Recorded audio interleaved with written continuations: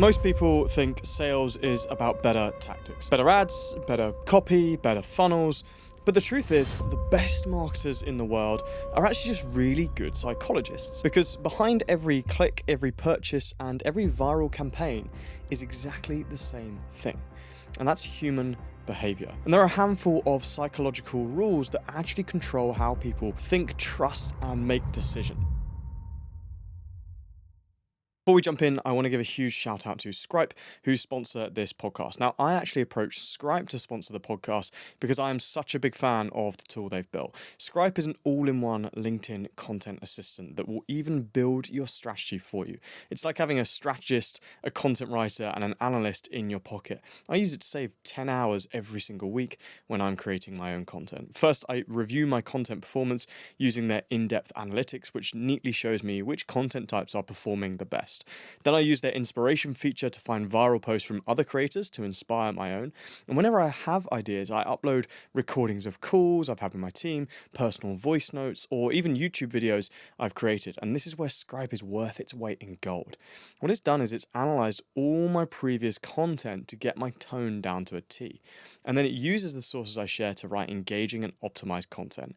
And for just £1.16 a day, it is a no-brainer. If you click the link in the show notes and use the code KUROGO25, you're actually going to get $25 off your first month so you can try it. That's KUROGO25. There are a handful of psychological rules that actually control how people think, trust, and make decisions. And these rules are used by master copywriters to sell millions in products. They're used by top entrepreneurs to build movements and loyal audiences. They're used by governments and political campaigns to influence entire populations.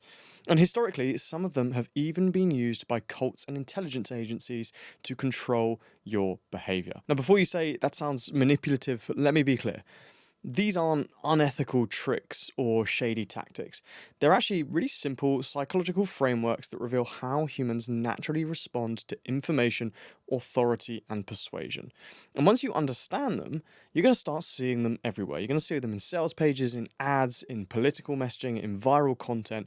But more importantly, you can actually start using them ethically in your own marketing to attract attention and build trust and sell far more effectively. I'm going to break down 8 powerful psychological principles that will help you instantly become a better marketer, salesperson, and will help you get what you want in life.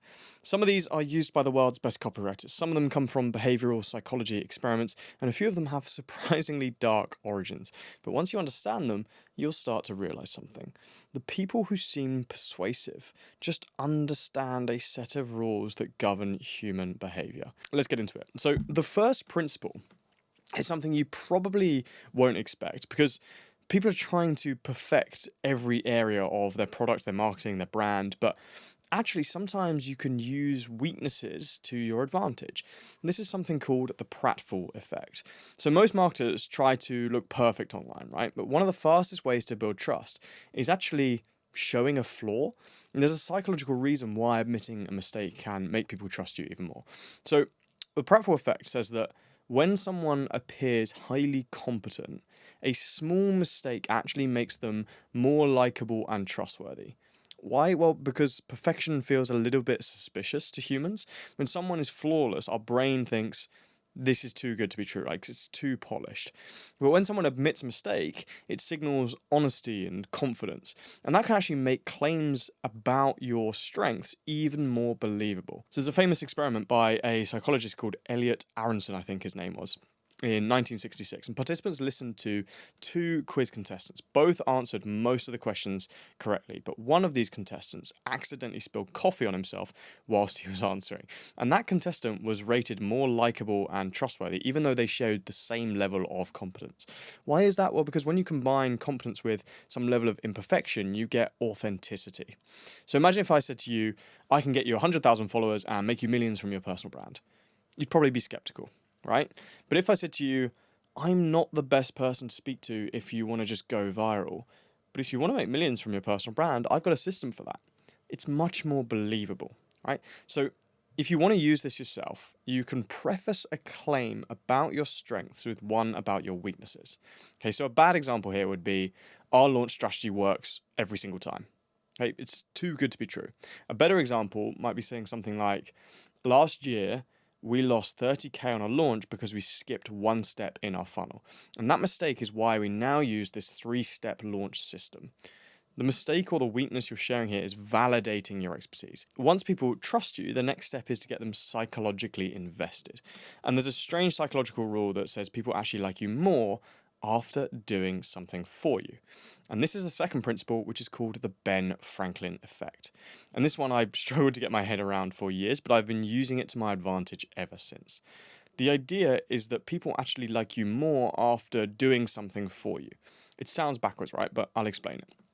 When someone helps you, their brain rationalizes, okay? Their brain says, I must like this person, otherwise why would I help them? Because our brain doesn't like thinking and doing things that are out of line with each other.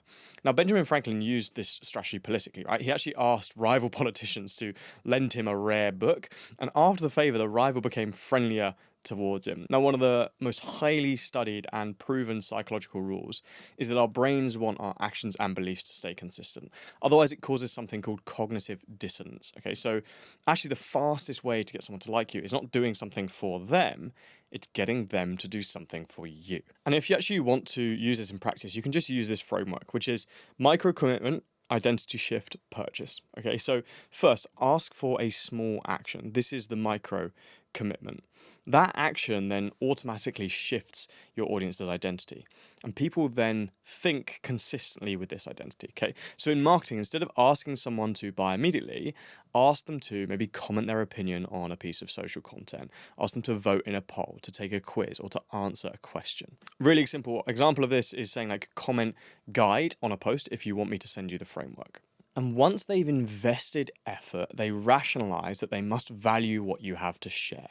Okay, so once someone has invested a small amount of effort, you can start increasing their desire even further by doing something counterintuitive, which is actually by making your offer harder to access. And this is the third principle, which is exclusivity and scarcity.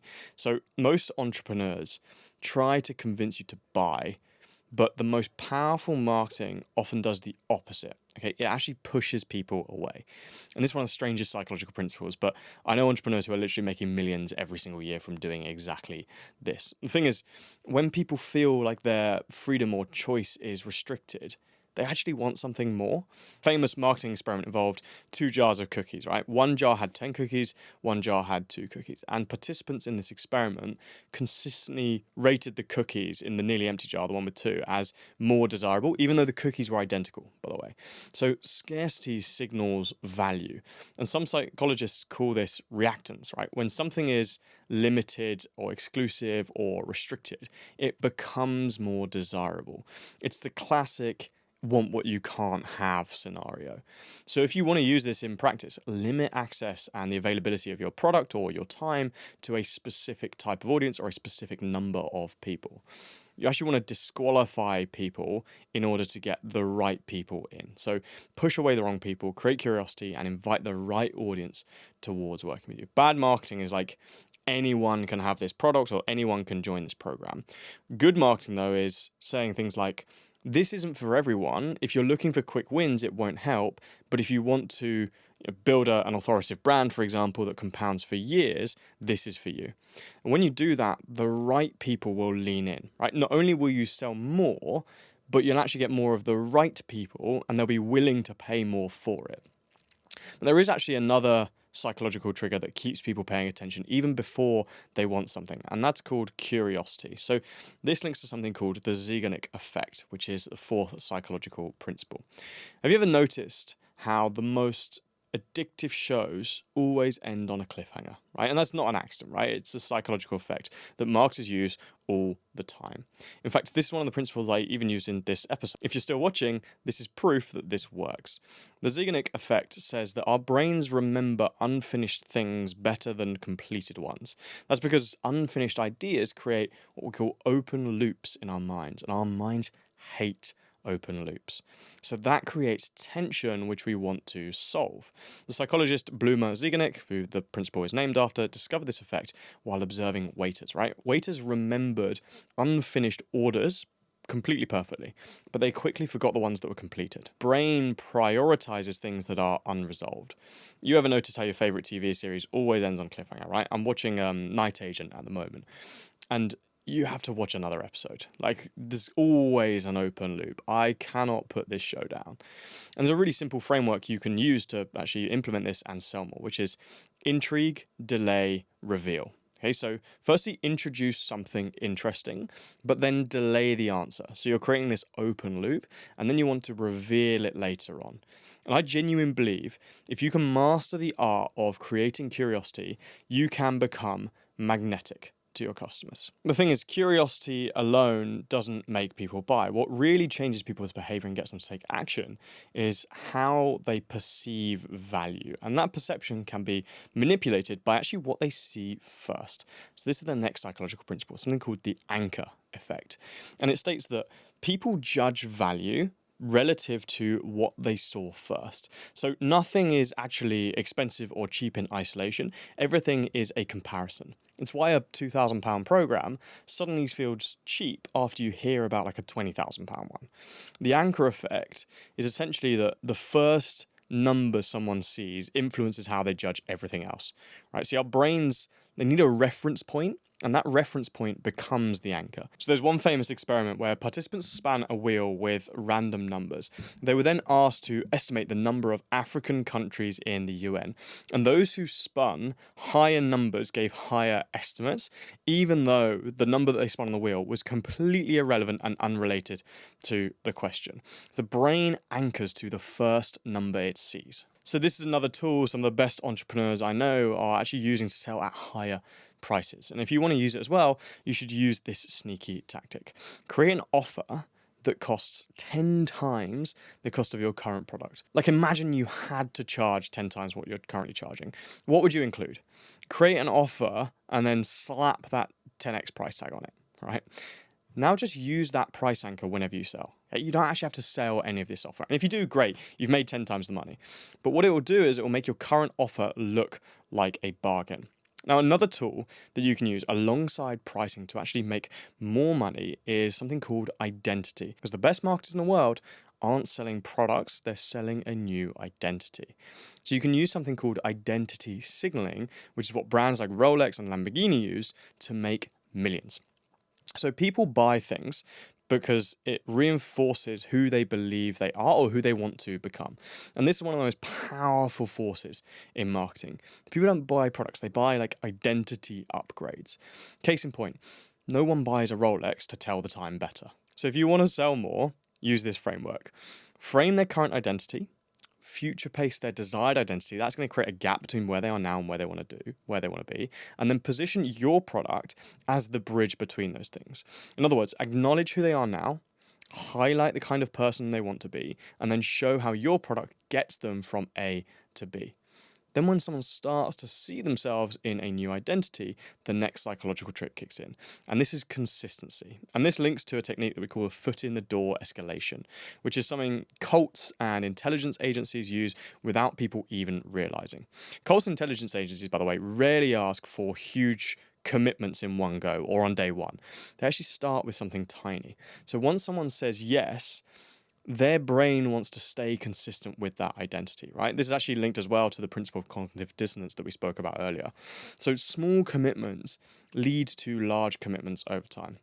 There's a famous study, actually, where homeowners were asked to place a tiny sticker supporting safe driving in their windows. And then later on, they were asked to place a large, ugly sign in their front yard. And those who agreed to the small sticker were far more likely to agree to the large, ugly sign. So if you want to use this yourself, structure your marketing as progressive commitments over time. You could build a funnel where people might follow you, then comment on a post, then take a quiz, then join a webinar, then buy a small product, and then buy your main offer. They're making bigger and bigger commitments over time. So a small yes creates the identity shift, which then reinforces the bigger yes. As the biggest cults in the world know, the strongest persuasion doesn't come from individuals, it comes from groups. So this is the next psychological principle. Groups are powerful because they create this us versus them narrative. And this is one of the most powerful persuasion mechanisms ever discovered. Humans naturally organize around group identity. So cults and propaganda reinforce a division between what we call insiders and outsiders. So you might have heard of the famous robbers' cave experiment. Two groups of boys at a summer's camp quickly formed rival tribes. Even trivial group differences created strong loyalty and competition. See, humans are hardwired for this tribal identity. And the easiest and most effective way to start to use this is to create a shared enemy or problem. And there's a beautiful Blair Warren quote, I'm paraphrasing here, he's one of the best writers to ever live, by the way, which states that people will do anything for those who help them throw rocks at their enemy. So pick something both you and your audience dislike and then knock it. And this is how you get your audience to buy into everything you do. And guys, with those 8 psychological principles, you will become a powerful, powerful marketer. When you combine them together, marketing is going to stop feeling like tactics and it's going to start becoming about understanding human behavior. With the principles I've shared today, you are well equipped to go away and make millions by improving the way you market and sell to your audience.